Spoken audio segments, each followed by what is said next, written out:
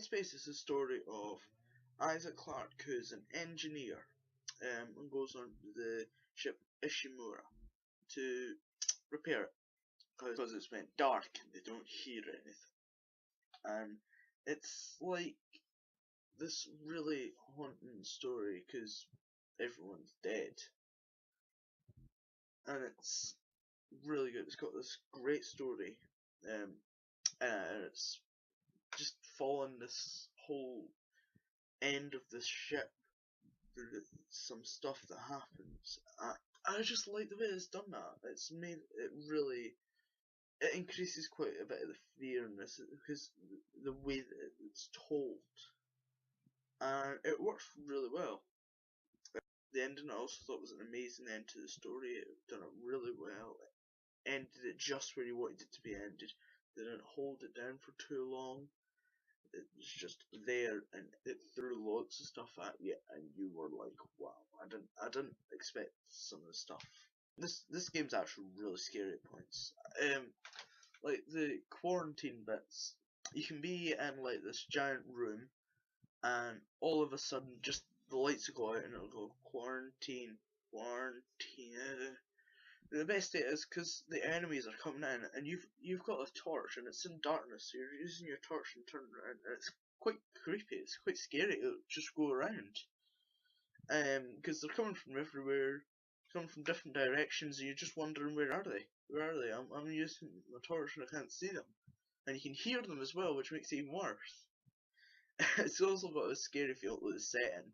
The whole point of everyone being dead, you can walk past like certain areas and you just see like arms off folk, heads off, just heads rolling around basically. And it just puts it really well into this game. They also have, because it's in space, you have zero gravity at points. I mean, it's not all zero gravity. But it's fun to just jump around really. When enemies are there in zero gravity, it's completely crazy, because you're jumping around, enemies are jumping from certain areas, and you're like, oh shoot, and they're diving at you, and you're having to jump around, and it's pretty crazy, but it's still really fun. And that actually brings me on something. Enemies can attack from anywhere, and it increases the fear. It's so creepy. Like, also, you're never out with the action with this game. This game is constantly in the action. You have a map, in-game map, though. It's not like one of the maps at the side of the screen. You have to press this button and it comes up. But it comes up with your character looking at the map through like this little hologram. You use your buttons on your controller to just go through the stuff. It's quite intense when you're having really low on health, and like all these enemies are at you, and you have to go into your inventory and get some medicine or something. And it's quite intense because you're just like, right, okay, quick, close one, and pretty intense. So that's all the good points done. Time to move on to the bad points. Gameplay can be pretty repetitive. It's quite repetitive, but usually, your experience is different. No animal. Sometimes you go, the first time you meet like this enemy, you don't have ammo, and so you find that enemy pretty easy. And then next time you go in, you don't have any ammo, so it's a completely different experience. But it still works really well.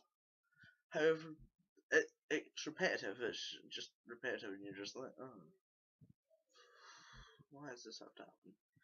Thing that I had wrong with it. Some other people didn't. Some other people quite liked it, but I found it quite annoying how a character didn't speak. And it would take you out of the story, because characters will be like this. Oh my god, is this character dead? Character will do this, and I somehow know what you're saying, because they're like, oh my god, they died. I cannot believe it. And you're just going, what? The character never said anything. How do you know that? How? Although it's kind of funny sometimes when you're saying it to yourself. It's just like, is this character dead? No, his body's just lying there, right there. Oh my god, I can't believe this has happened. It's like, Okay. It can be quite funny at times, but this is actually something that quite a lot of people complained about, and that's the fact that the next objective marker isn't that well done. What you do is you just press this button and it'll shine a little light, and the light will take you onto the path, and you'll walk along the path and follow it. Fortunately, it's not too accurate. So the main objective would be on one side, and you'd have to go all the way over there, and then the objective thing will show you the other side. And it can be quite annoying because you won't know what to do. The objective thing is telling you to go this side, but your actual objective is this side. So it's like, which way? What do I do? I don't know. And it can take a while to figure it out, but still. I'm gonna rate Dead Space a 4 out of 5. As always, remember to subscribe to us, and if you would like us to review and email us at watchthefilms1@gmail.com.